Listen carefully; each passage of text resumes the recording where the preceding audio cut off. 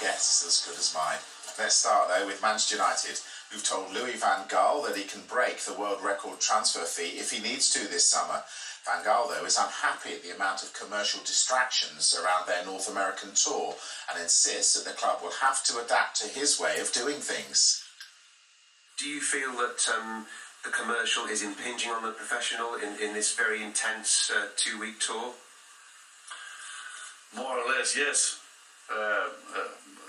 Because we have to prepare the season, and when you have a lot of commercial activities, also for the players, and you have travel distances, and you have to fly a lot, and then you have also a jet lag that is not very positive for a good preparation.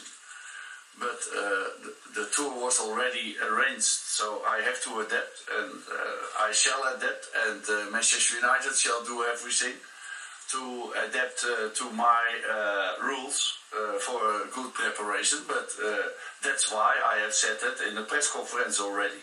Can you see a situation next summer whereby you do a much shorter tour, or you do a very different tour, just so that it gives you more time, better quality time to prepare your team for the new season?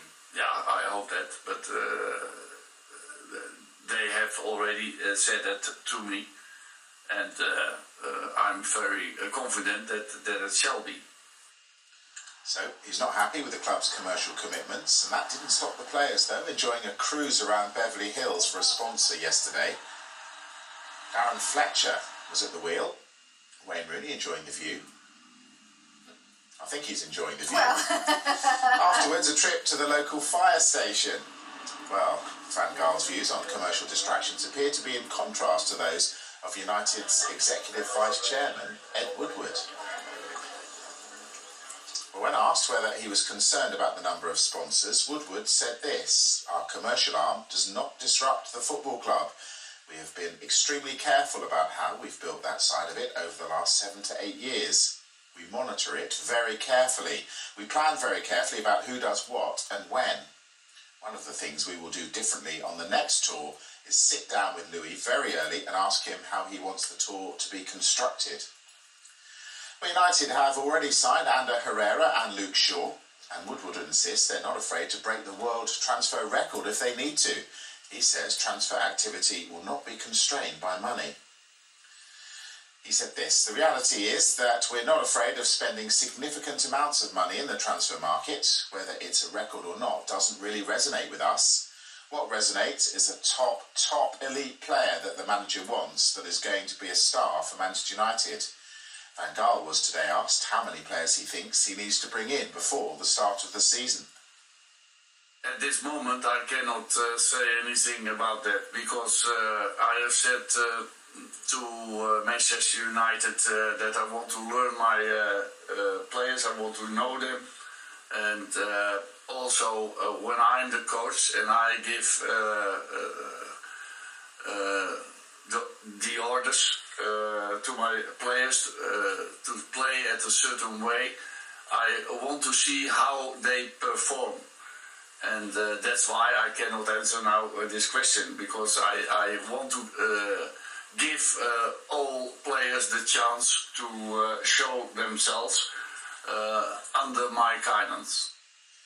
Well, the last 5 world record fees have all been paid by Real Madrid, starting with the £37 million signing of Luis Figo from their rivals Barcelona in the year 2000.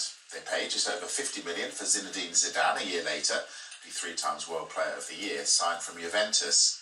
In 2009, they paid Milan £56 million to sign Brazil forward Kiko. Within a week, they'd broken that record again. Cristiano Ronaldo's move from Manchester United cost them £80 million. That was raised again last summer when they spent £85.3 million on Gareth Bale. As we heard, Van Gaal wants to get a good look at his current players before making any more purchases, though.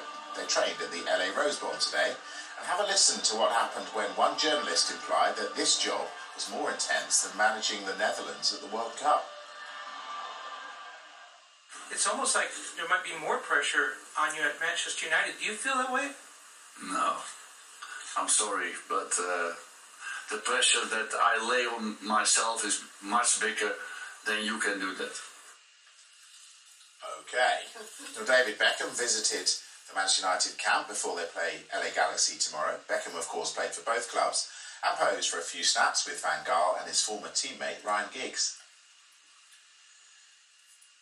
Meanwhile, Luke Shaw has been speaking publicly for the first time since his move to Manchester United, and he claims he doesn't feel any extra pressure now that Patrice Evra has left the club for Juventus.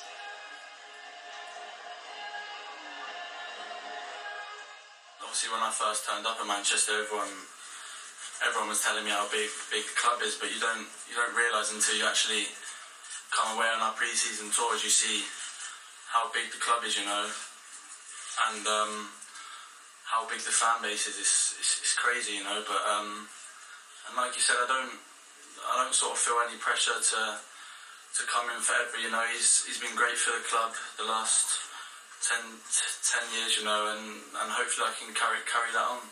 There's always going to be pressure no matter where you go, but I try not to focus on that, and I try to focus on my own game, you know, and focus what I do on the pitch, and I think that's the most importantly. And obviously with the new gaffer, you've obviously got to impress in training, so that's something I'm looking to do at the moment as well, and hopefully in these pre-season games that we have, that I can show them what I can do.